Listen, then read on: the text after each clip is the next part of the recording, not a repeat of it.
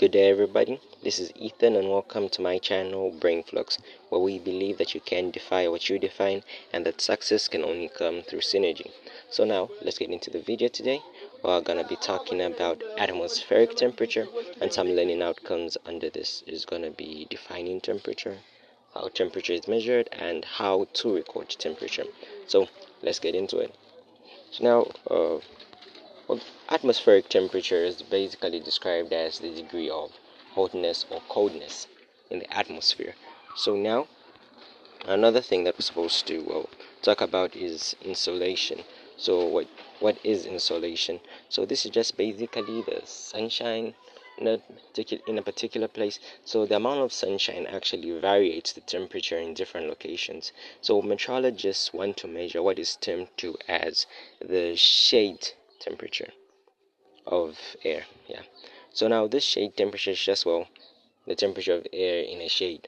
So now how do you do this? So they're actually a white box at the weather station where they keep thermometers so as to allow them to measure the shade temperature. This is called a Stevenson screen. If you want to know about it, you can check my introduction to weather video.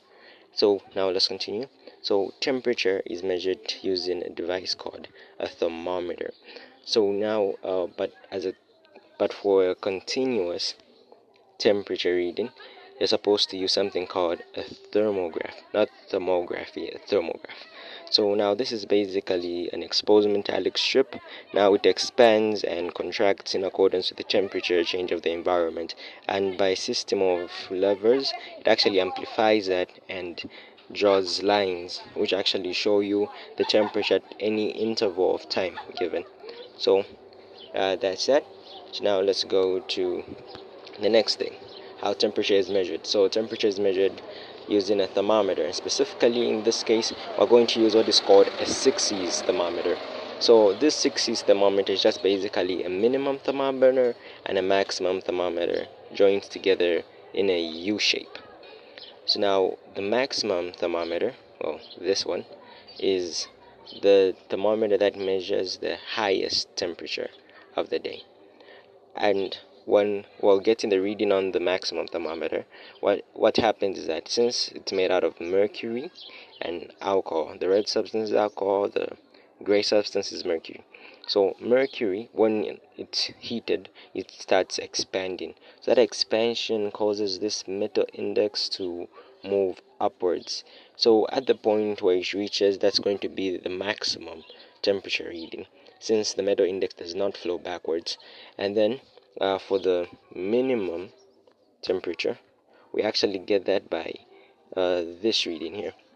So how it's obtained is that alcohol, when it's cooled, it starts contracting, and the meniscus of alcohol starts pulling the index upwards. So at the point where it reaches, even if the temperature goes higher, the index remain and the alcohol continue expanding in this direction. So therefore we'll have the minimum temperature and the maximum temperature here.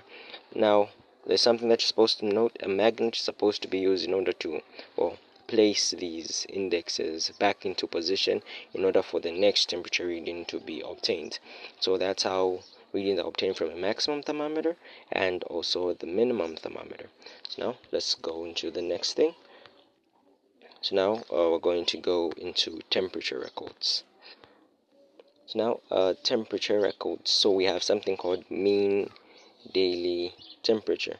So the mean daily temperature is just the average temperature of the maximum and minimum temperatures. So what we mean expressing it more mathematically, that the mean daily temperature would be the summation of the maximum temperature and the minimum temperature divided by 2, as it stated the average. So how we can get those temperature readings from this example is that since the maximum temperature, or the point at which alcohol was pushed furthest or expanded furthest, is ending at 35 degrees Celsius, so that's going to be 35 degrees Celsius plus the point at which alcohol pulled this metal index along was at 25. So that's going to be 25 degrees Celsius plus 35 degrees Celsius divided by 2. So that's going to give us, I believe that's going to be 60. Yeah, and then 60 divided by 2, that's going to give us 30. So therefore, the answer in this case would be considered to be 30. Yeah. Is this too big? Yeah, it's okay. So that's how you calculate the mean daily temperature given, well, the readings of the maximum and minimum thermometer. So now another thing that we're supposed to look at is the mean monthly temperature. And in this video I've abbreviated it as MMT, so it's not really standard, but yeah, it helps. So the mean monthly temperature is defined as the sum of the mean daily temperature divided by the number of days in that month. In the way which I've expressed it using a sigma, that's going to mean sum of the mean daily temperature divided by n, where n is the number of days in that month. So in other terms, all these temperature readings in a month and then divided by the number of days in that month. And then we also have another thing called the annual temperature, sorry. So the annual temperature is just, well, the sum of the mean monthly temperatures divided by 12. So I've used the sigma again, sum of mean monthly temperature divided by 12, and that makes practical sense because we have 12 months in a year from January to December.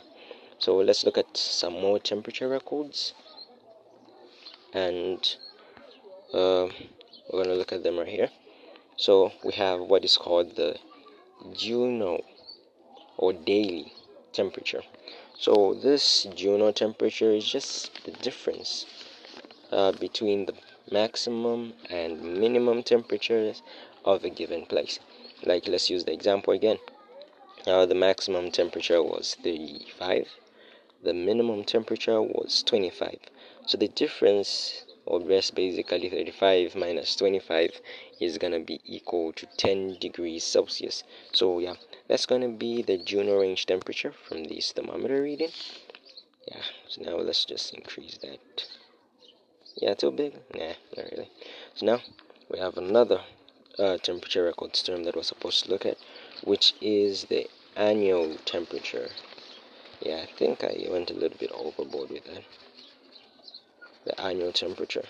So now the annual temperature is just basically the difference between the mean monthly temperature of the hottest and coldest month. Remember, the mean monthly temperature is just going to be the summation of the mean daily temperature and then divided by the number of days in that month. Now of the hottest month and the coldest month, and when we get those readings, so the annual temperature range is going to be the difference between the mean monthly temperature of the hottest month. I've used an H to represent hottest, and then here mean monthly temperature of the coldest month.